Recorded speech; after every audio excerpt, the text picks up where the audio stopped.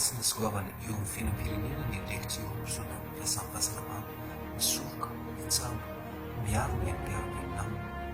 voninotany izy ireo ny miatrika ireo serena retina mianjany amin'ny moka tany izany dia fahavaritra hita maso manafika ny firenena malagasy ity dia ny covid-19.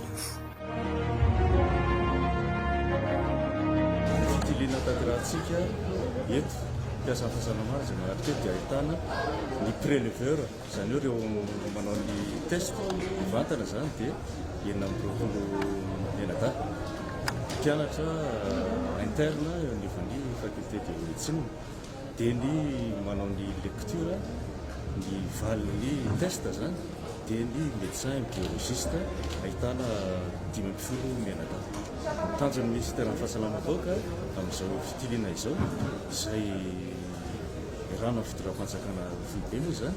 dia ahafahantsika mandrefy ny famehezana izao valanaretina coronavirus eto amin'ny nosy izao ka ny fanaovana izao fitiliana izao dia ahafahantsika mametraka ho an'ireo izay natapitra ny atao hoe quarantaine mise en quarantaine la efatra amby folo andro zany da fitatsika ny 5 andro izay natokana hipohana tsy nipohana ny trano andrefiny izy rehefa fitatsika afaka efatra andro fitiliana izay atao hoe dia mazava azy dia mena avy hatrany izy ny atao hoe attestation na certificat de fin de mise en quarantaine dia mivalina izay moa zany dia raha négatif izy dia mipetraka tsara ny tapitra ny fepitoana mijanona ny tao anatin'ilay mise en quarantaine feno ny 4 andro négatif raha teo izy dia dimony rany tsy mitondra ny otrikaretina izy. Faharoa raha sanatry eto amin'ny fitiliana no ahitana indray fa positif dia misy fipetra manokana toy ny natao hatramin'izay poste manandrify an'izay zany tanterahan'ny équipe technique dia ny ministère no lida an'izay resaka riposte manoloana izay résultat positif zay raha sanatry dia misy ny action atao izany hoe tsy maintsy presina atanana fa io misy ambulance mandray azy dia mandeha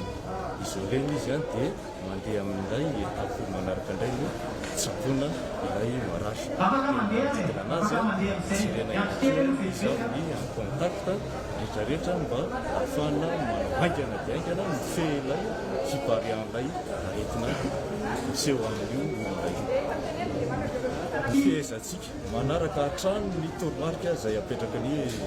mitondra fanjakana fitoram-panjakana zany ny fihezan'ny rehetra isan-tokantrano isam-batan'olona amin'ny atao hoe confinement na fitokamonina zay ihany no tena isan'ny anankiray lehibe ahafahantsika mifehy miaraka ny valanaretina tsy hiparitaka. Je suis mauricien à Madagascar depuis 2013. Donc je suis ravi que les autorités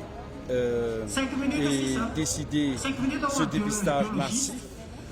C'est très bon et pour ceux qui ont voyagé et pour la population. Et je pense qu'on devait encourager tous les voyageurs à venir à se faire dépister. Et je voudrais remercier toute l'équipe sanitaire qui est impliquée dans ce travail excellent. Merci beaucoup.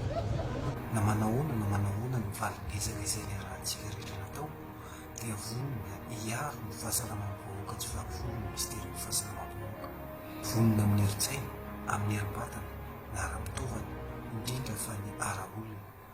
miantso antsika olom-pirenena tsirairay mampiasa amin'ny fahasalamana